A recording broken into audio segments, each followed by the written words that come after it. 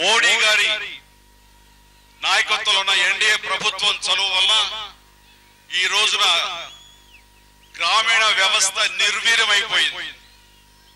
ముఖ్యంగా రైతాంగం కుంటుపడిపోయింది. కేవలం రైతులకు భరోసా ఇవ్వలేనటువంటి పరిస్థితి ఈ రోజున, రైతుల ఆత్మహత్యలు నిలువరింప చేయనటువంటి పరిస్థితి. వీళ్ళను నమ్ముకుని ఈ రోజున యావత్ భారతదేశంలో రైతాంగం చాలా కుంటుపడిపోయింది. కాబట్టి ఏమాత్రం ఆధారపడక్కర్లేదు. ప్రత్యేక హోదా వచ్చేంత వరకు అది మన హక్కుగా భావిస్తున్నాం.